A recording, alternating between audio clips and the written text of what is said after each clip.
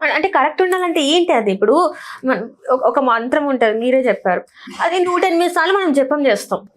ఇక్కడ కూడా అంతే కదా, 108 సార్లు అయినా ఇంకా అంటే అది ఎక్కువ ఉంటుంది అనుకుంటా, అంతే చేస్తాం. తేడా ఏంటి?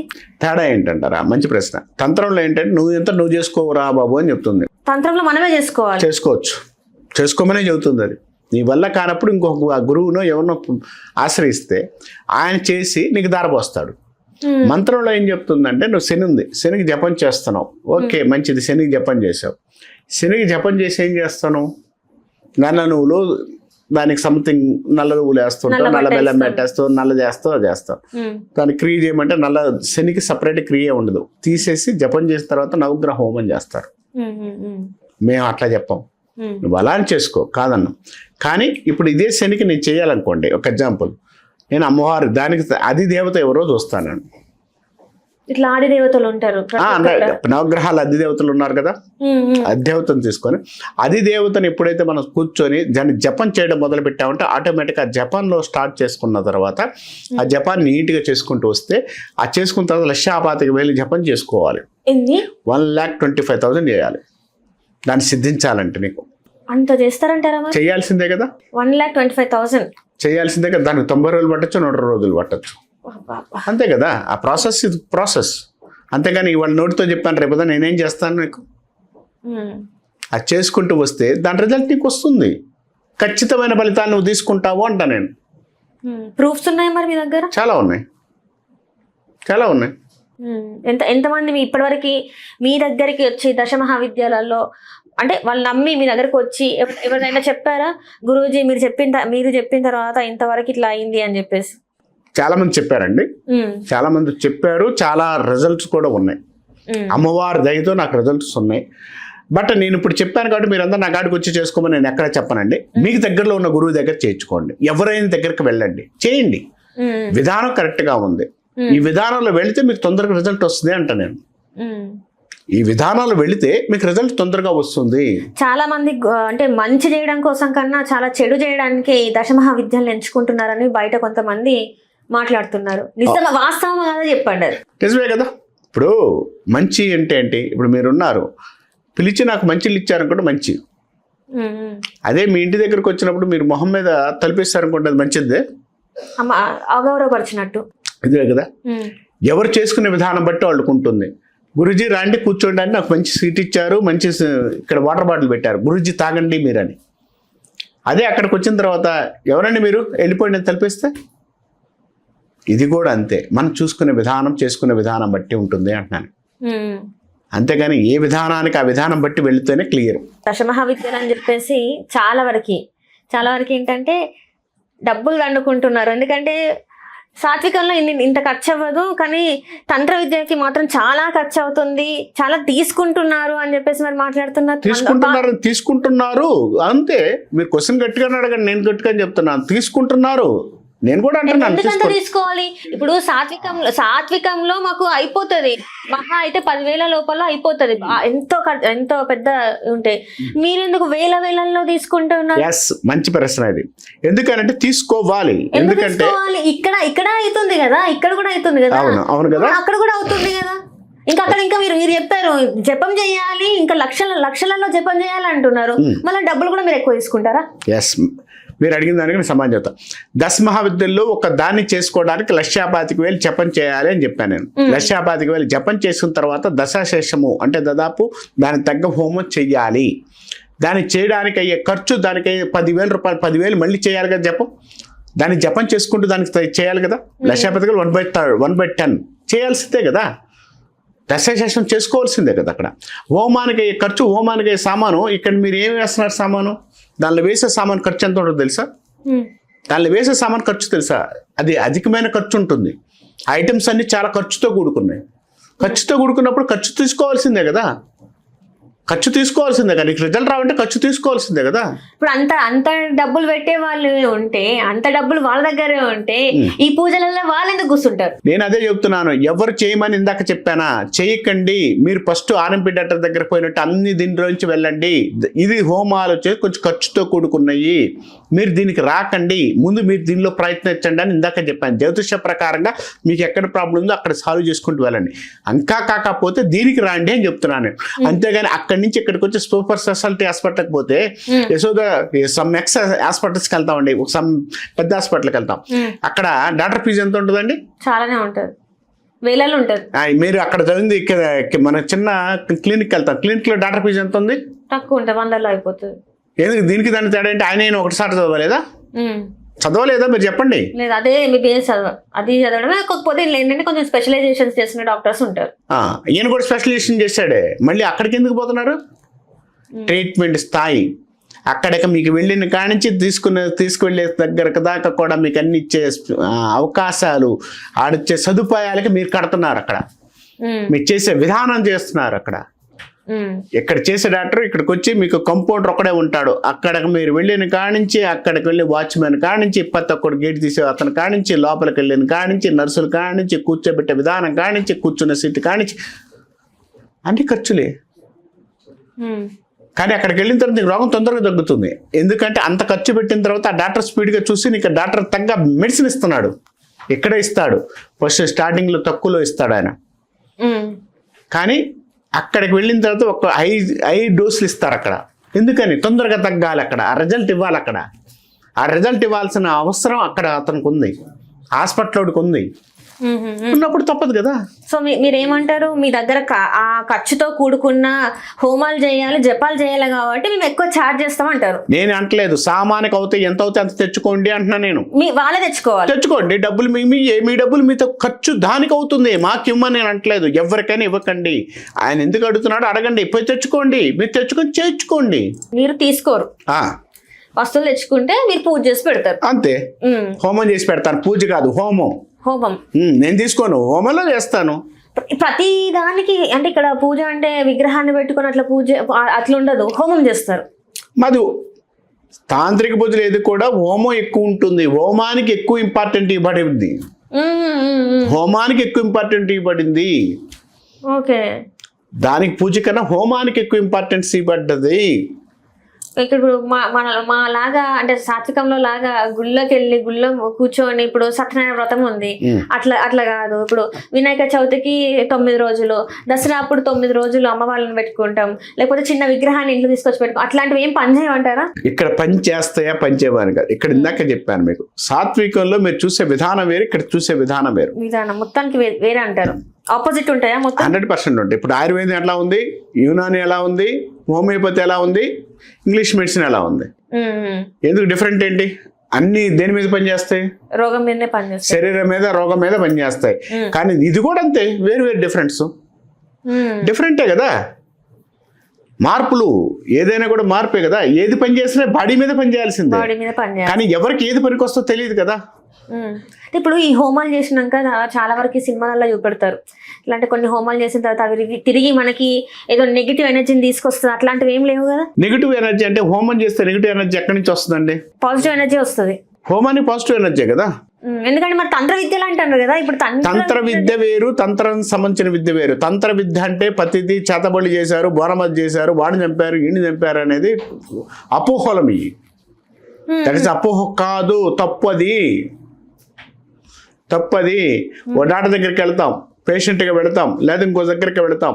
వెళ్ళినప్పుడు కంపల్సరిగా ఆ హెల్త్ బాగుండదు, చనిపోతాడు అంటే అతను తప్ప, లేకపోతే అతను చనిపోవడం కర్మభావమా? ఎవరు తప్పు అంటారు? ఇప్పుడు ఎవరు తప్పు అంటారు? మీరు చెప్పండి, ఎవరు తప్పు అంటారు? ట్రీట్మెంట్ సరిగ్గా ఇస్తే. ట్రీట్మెంట్ కాదు, టైం చనిపోవాలని టైం వచ్చింది. ట్రీట్మెంట్ ఎంత ట్రీట్మెంట్ ఇచ్చినా, ప్రపంచంలో హై ట్రీట్మెంట్ ఇచ్చినా ఎందుకు చనిపోతున్నారు? చనిపోకూడదు కదా మీరు చెప్పిన సిద్ధాంతం ప్రకారం. తంత్ర హోమంలో చనిపోకుండా అంటే వాళ్ళ ఆయుష్ని పెంచే అవకాశం ఏమైనా ఉంటుందా? ప్రపంచంలో ఎవరిది ఆయుష్ పెంచుతాం, ఎవరిది తీసేస్తాం, లేకపోతే నీ కర్మలు తీసేస్తాం, నీది ఇది చేసేస్తాం అని ఎవరైనా చెప్పారంటే అబద్ధం. ఒకవేళ ఒక వ్యక్తికి ఏదైనా పెద్ద పెద్ద వ్యాధి ఉంది, అదేంటంటే కొంచెం ట్రీట్మెంట్ చేసినా కూడా అటు ఇటు ఉంటుంది. ఎగ్జాంపుల్ క్యాన్సర్ తీసుకుందాం. కీమోస్ ఉంటాయి. ఆ కీమోస్ చేసినా కూడా బతికే ఛాన్సెస్ చాలా తక్కువ ఉంటాయి. అట్లాంటి వాటికి కూడా హోమాలు ఉంటాయా మరి? ప్రాణగండం నుంచి ఉన్నంత వరకు కూడా సేఫ్ చేసుకోవడానికి భగవంతుడు, మీకు ఇంకొక విషయం చెప్తాను. మార్కండేయులు వారు ఉన్నారు, మనకు తెలిసిందే. మార్కండేయులు వారు 8 సంవత్సరాలు చనిపోవాలి. శివపురాణాల మార్కండేయులు వారు తెలుసు మీకు. 8 సంవత్సరాలు చనిపోవాలి. కానీ ఆయన దీర్ఘాయుష్యుడిగా ఎందుకున్నాడు? ఆయన కర్మలో 8 సంవత్సరాలకు చనిపోవాలని రాసి ఉంది. కానీ దీర్ఘాయుష్యుడిగా ఈ రోజు వరకు కూడా ఉన్నాడు అని చెప్తూ ఉంటారు మనోళ్ళు చాలా మంది. అంటే బతికి ఉన్నాడు, 8 సంవత్సరాలు చనిపోయినాడు, ఎక్కువ కాలం బతికి ఉన్నాడు. ఎందుకున్నాడు? శివారాధన, శివుణ్ణి ఎక్కువగా నమ్మి శివారాధన చేసుకుంటూ ఆయన ఓం నమ శివాయ అని కానీ తన దగ్గర ఏదైతే మంత్రం ఉందో ఆ మంత్రాన్ని పట్టుకొని తన ఆయుష్ని పెంచుకున్నాడు. ఆయన యముడు కూడా వచ్చి అక్కడ నిలబడి ఆయన ప్రాణాలు తీయడానికి ప్రయత్నిస్తే ఆయన వల్ల కానీ లేదు.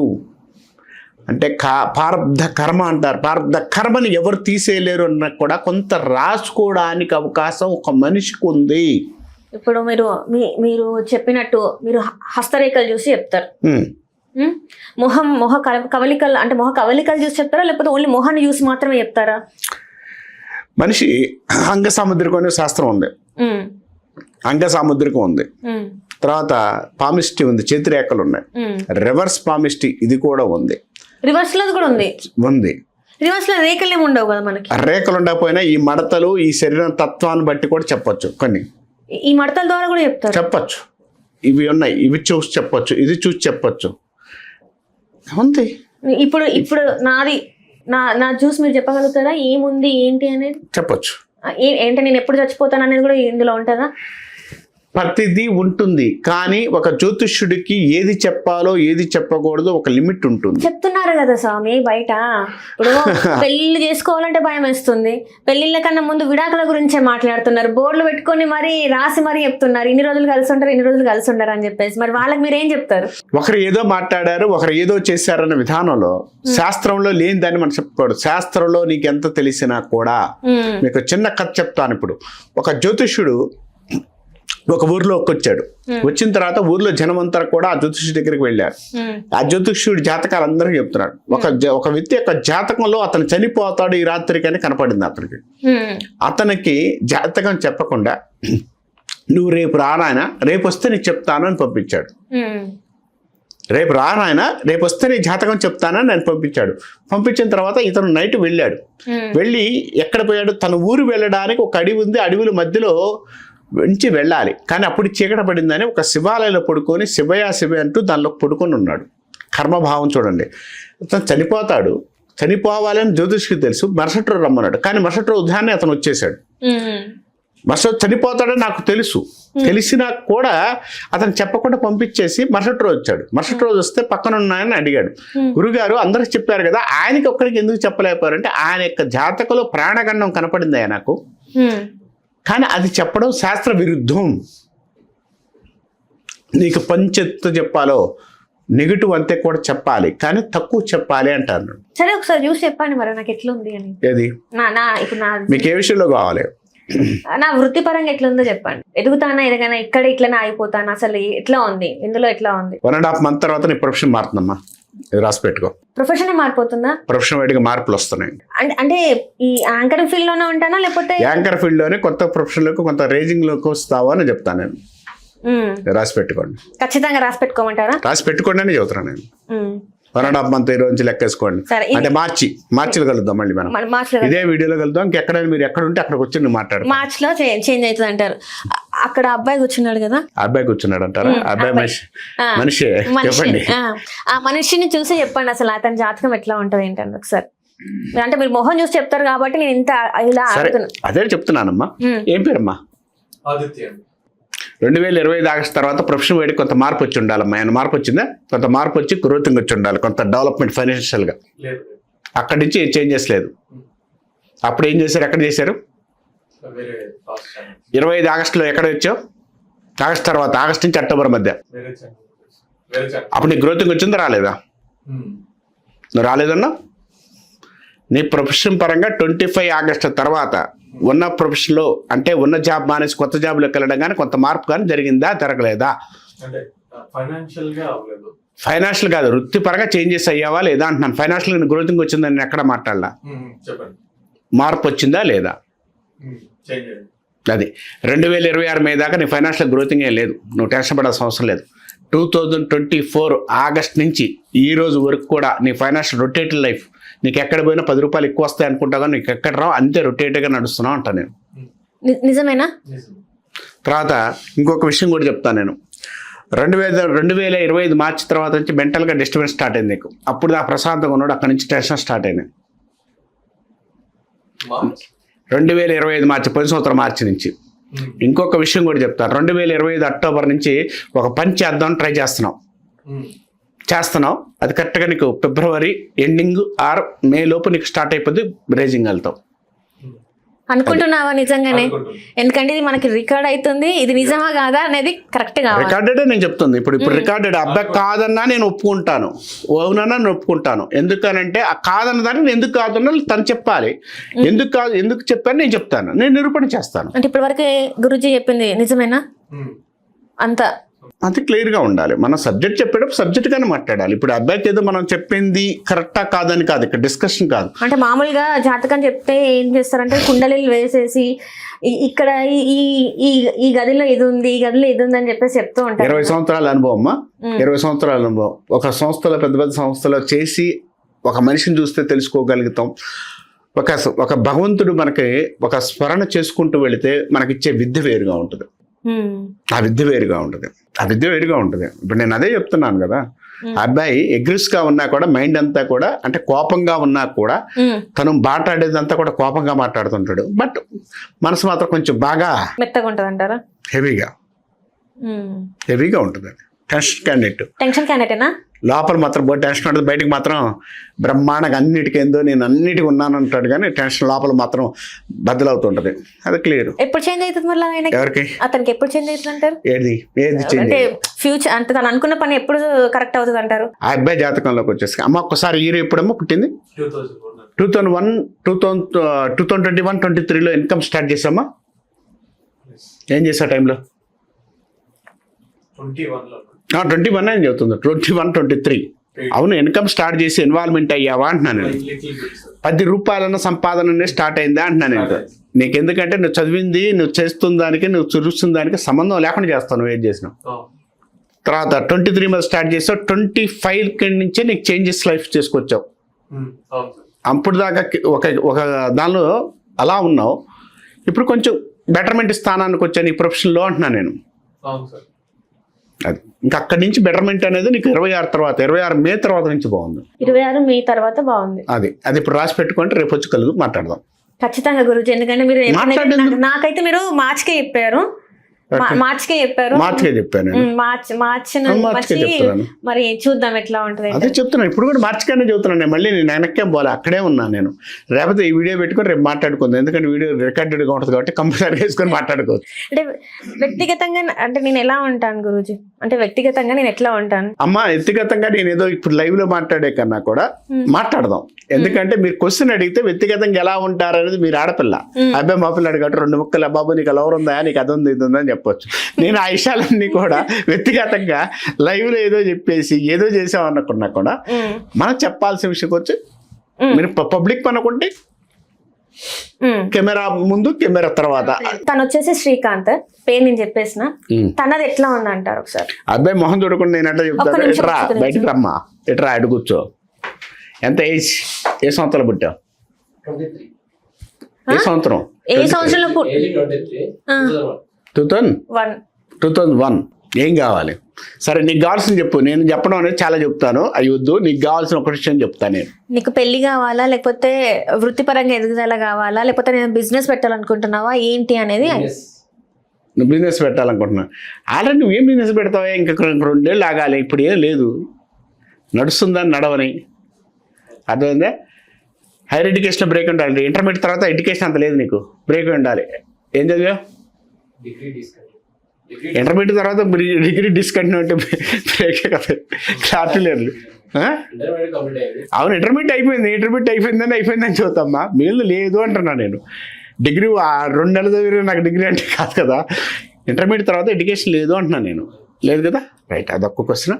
తర్వాత రెండోది, ఇంతవరకు నువ్వు స్థిరంగా ఎక్కడ క్లారిటీ లేదమ్మా, కొంచెం ఆ క్లారిటీ వచ్చిందాక వెయిట్ చేయి. 25 ఏళ్ళు వచ్చిందాక నువ్వు ఎక్కడ క్లారిటీగా నువ్వేం చేయలేవు.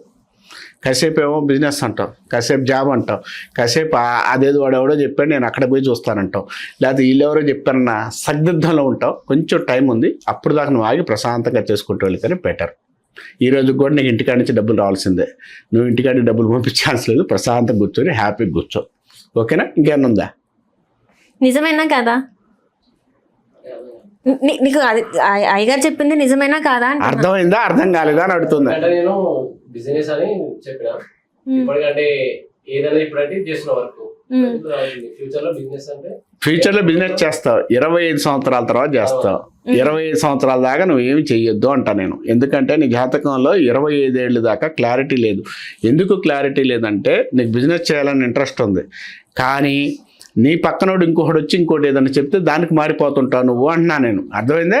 అంటే ఇప్పుడు నువ్వు నాతో మాట్లాడుతున్నావు, నేనేమో బాబు నీకు ఇది కాదు శుభ్రంగా ఎడబోయి వ్యాపారం పెట్టాను అనుకో, ఇంటికాడ నుంచి డబ్బులు తీసుకొచ్చి పెడతావు. అలా పెట్టే వ్యాపారాలు వద్దు అంటున్నా నీకు. సందిగ్ధంగా ఉంటుంది నీ మైండ్ సెట్. ఏంటంటే స్టెబిలిటీ లేదు అంటున్నా నేను. కాబట్టి 25 ఏళ్ళు దాటిన తర్వాత చూద్దాం అంటున్నా నేను. 25 ఏళ్ళు ఇప్పుడు పడతాయి, 2026 దాటినాయి, అప్పుడు చూద్దాం. కాబట్టి ఉన్న జాబు ఉన్న ప్రొఫెషన్ ప్రశాంతంగా ఉంచుకో అంటున్నా నేను. అది ఓకేనా? అంటే ఇప్పుడు అయ్యగారు చెప్పింది అర్థమైందా? అర్థమైందా? మళ్ళీ నెడమరి చెప్పండి. ఇంటి దగ్గర నుంచి డబ్బులు వస్తున్నాయా, నువ్వు పంపిస్తున్నావా? ప్రస్తుతానికి అయితే నేను పంపిస్తున్నాను, తమ్ముడికి ఇచ్చేది. ఎన్నాళ్ళ నుంచి పంపిస్తున్నావు? ఒక 5 months 5 months నుంచి. ఆ వారం మళ్ళీ లాగుతుంటాలే. నీదంతా కూడా 10 రూపాయలు పంపితే 20 రూపాయలు అవుతావు. నీకు వచ్చే సంపాదన నువ్వు అటు ఇటుగానే. నిజమా కదా చెప్పు. అది అంటే ఇప్పుడైతే ఇంటికాడ ఏం తీసుకుంటాలే, డబ్బులు ఇంటికాడ ఇచ్చేసా నేను పెట్టుకుంటా అంతే. అంతే. అది ఆల్రెడీ లాగుతూనే ఉన్నాడు. ఇప్పుడు ఇట్లేదు. నేను అంటుంది అదే, ఇంటికాడ నుంచి రావాల్సింది అబ్బాయికి డబ్బు కొంత సపోర్ట్ బాగుంటది, ఫ్యామిలీ సపోర్ట్ బాగుంది, అదే అదృష్టం అబ్బాయికి. అదే సపోర్ట్ బాగుంటది. చెప్పు, అడగమ్మా. ఆల్రెడీ ఇద్దరు ఒకరిని పంపించాం, ఇద్దరు ఉన్నాం రన్నింగ్ లో ఉంది. నడవని పుస్తకాన్ని నడుస్తుంది ప్రశాంతంగా. అదే చెప్పింది, 25 ఏళ్ళ తర్వాత ఆలోచించు. ఇప్పుడు ఆలోచించుకుంటున్నా. ఒకళ్ళు పంపించాం, ఇంకొకళ్ళు ఉన్నారు కదా, వాళ్ళని పంపించావంటే ఇంకొకరు ఉన్నారంట. వాళ్ళు పంపిస్తాను, నువ్వే టెన్షన్ పడకు అంటున్నా నేను. 25 ఏళ్ళ తర్వాత ఆలోచించాల్సిందే. నువ్వు ఆల్రెడీ లవ్ మ్యాటర్లో ఒకటి కాదులే, ముగ్గురిని 4 ఉన్నారులే, టెన్షన్ పడకు, బాగా మెయింటైన్ చేద్దాం. రైట్ గురించి అంటే ఇక్కడ చెప్పిన వాళ్ళు ఆల్మోస్ట్ అంతే బాగానే ఉంది. అండ్ ఇంకా ఇట్లా చూసుకుంటే గురూజీ ఇప్పుడు నాకు చెప్పారు 1 month అంటే మార్చ్లో ఇట్లా ఉంది అని చెప్పేసి.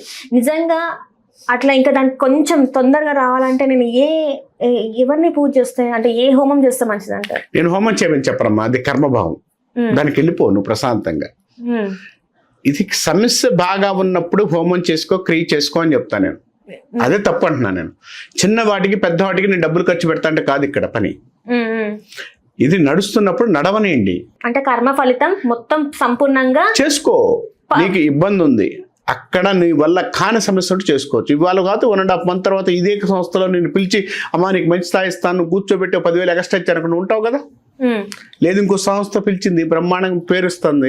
లేదు ఇన్నాళ్ళు చేస్తున్న ఇంటర్వ్యూస్ లో ఒకటి మంచి హైలైట్ కి వచ్చి మంచి పేరు వచ్చింది, సక్సెస్ అయినట్టు కదా. ఇప్పటికైతే పేరు అయితే మంచిగా వస్తుంది, మంచిగా ఉంది. ఇంకా పేరు వచ్చేది వేరు వచ్చింది కాదు. నీకు ఇప్పుడు ఒక యాంకర్ గా నువ్వు చేస్తున్నప్పుడు, యాంకర్ గా నీ వాయిస్ కానీ మంచి నేమ్ అండ్ ఫేమ్ వచ్చినప్పుడు నువ్వు చెప్పేదానికి వేరుగా ఉండదుగా. నేను పిలిచి అంటే సమ్ ఎగ్జాంపుల్ ఎవరో ఉన్నారు కొంతమంది లేడీస్ యాంకర్స్, నాకు సమ్ పేరు వాళ్ళ పేర్లు మనకు అనవసరం, వాళ్ళలాగా నువ్వు వస్తే బెటరే కదా. నీకు అది బెటరా? ఇప్పుడు ఈ సంస్థలో పనిచేస్తాను, ఆ సంస్థలో పనిచేస్తున్నా బెటరా? లేదు అంత గొప్ప అవ్వడమే కదా. అప్పుడు మాట్లాడదాం. ఇప్పుడు నువ్వు ఇప్పుడు మాట్లాడేదానికి గత 6 నెలలు సంవత్సరం కింద మాట్లాడేదానికి రేపు మాట్లాడేదానికి డిఫరెంట్ ఉంటుంది అంటాను నేను. నువ్వేదో సంపాదిస్తావు నేను చెప్పట్లా, పేరు ప్రతిష్టలో వచ్చేదానికి మనకు లెక్కేసుకోవాలి. రైట్. ఇప్పటి నుంచి చేంజ్ అవుతుందా? ఎందుకంటే మార్చి తర్వాతనే మాట్లాడదాం అంతే కదా. ఇప్పుడు మళ్ళీ నేను మాట్లాడి ఇప్పుడు మారుతుందమ్మా నీకు రేపే మారుద్ది అంటే నీకు గంటకోసారి నేను మార్చుకోవాలా? శాస్త్రమే, అది నేను నమ్ముతున్నాను, నేను నమ్ముకోవట్లా. నీకు చెప్పింది వచ్చే శాస్త్రం చెప్పాను నేను, దానికి కట్టుబడి ఉంటాను నేను. నువ్వు కాదన్నా అవునన్నా నేను అంతే కట్టుబడి ఉంటాను, నేనేం చేయలేను. కాదన్నావు అనుకో, అది నా తప్పు అయ్యాడు, నా అహంకారంతో నేను చెప్పానేమో. రైట్. ఇదంతా చూసుకున్నట్టయితే జ్యోతిష్యం గురించి మనం మాట్లాడడం, వ్యక్తుల గురించి మాట్లాడడం. నిజంగానే ఇదంతా కూడా మన దేశం మీద పడుతుందా ఎఫెక్ట్ అనేది? దేశ రాజకీయాల మీద పడుతుంది ఈ ఎఫెక్ట్ అనేది. దేశానికి కూడా మనం చూసి ఈ టైంలో మన దేశానికి మంచి జరగట్లేదు, మంచి జరుగుతుంది అని చెప్పేంత శక్తి ఉందంటారా? మరి అదే పంచాంగం అంటే. పంచాంగం అందుకే కదమ్మా ఉగాది వచ్చినప్పుడు పంచాంగం తీసుకొని దేశ రాజ్యాధిపతి ఎలా ఉన్నాడు, సేనాధిపతి ఎలా ఉన్నాడు, ఇవన్నీ ఎందుకు చెప్తున్నావు? నిజంగా జరుగుతున్నాయంటారా? ఎందుకంటే జరగకపోతే ఇవాళ జరుగుతున్నాయి. ఉగాది అప్పుడు చదవాల్సిన పంచాంగ శ్రవణం జనవరి ఫస్ట్కే చెప్తున్నారు. జనవరి కన్నా ముందే ఆ వీడియోస్ ని 2026 ఎట్లా ఉందని ఎంతమంది యూట్యూబ్ ఛానల్స్ వాళ్ళు చెప్పలేదు. అది కరెక్ట్ అంటారా? నేను అదే అంటున్నాను. ఇప్పుడు ఒక విధానాన్ని, ఇప్పుడు ఎండాకాలాన్ని ఎండాకాలం లేకుండా మనం ఏసీలు పెట్టేసి చల్లగా పెట్టుకున్నంత మాత్రాన బయటకు పోతే ఎండ కనపడుతూనే ఉంటుంది. కనపడుతుందా లేదా? చైత్ర మాసంలో వచ్చే ఉగాదిని ఈ రోజు నేను తీసుకొచ్చి నేనేదో చెప్తానంటే కరెక్ట్ కాదు కదా. కరెక్ట్ కాదు అంటా నేను. ఎప్పుడు వినాల్సింది అప్పుడే వినండి, ఎప్పుడు చేయాల్సిన పని అప్పుడే చేయండి. నేను చెప్పింది అదే. మీరు ముందుకు రావడానికి నాకు ఏమైనా చేస్తానంటే ఏదైనా చేసుకుంటే ఏం చేస్తారు? ఎందుకు చేయాలి? నువ్వు ఏం చేస్తావు? నువ్వు 1.5 మంత్ నేను పూజ చేసినా, నేను డబ్బులు తీసుకొని నీకు ఖర్చు పెట్టించినా ఉపయోగం లేదు. అది నీ కర్మభావం, అది తప్పదు. నేనేమంటానంటే ఒక విషయాన్ని చెప్పేటప్పుడు ఆ విషయం క్లియర్గా ఉన్నప్పుడు, ఆ విషయాన్ని చేసేటప్పుడు అది నీకు పనికి రాదు, నువ్వు పని చేయలేవు అన్నప్పుడు చెయ్యి, అది నువ్వు సక్సెస్ అవుతావు. అంతేగాని దాని తంత్రాన్ని ఇప్పుడు పూజ చేస్తాను అది రాదు, నెలన్నర తర్వాత వచ్చింది, నెలన్నర తర్వాత వస్తే ఆ పూజ చేశాడు ఆయన మంచోడు కాదు, తంత్రం తప్పు, శాస్త్రం తప్ప. ఎక్కడ మనిషికి అదే చెప్తున్నాను, ఏది ముందుకు జరపడానికి ప్రయత్నించడం మొదలు పెట్టితే ఆ రోజుకి ఆ రోజు నీ అంతా నువ్వు చూసుకున్నట్టే.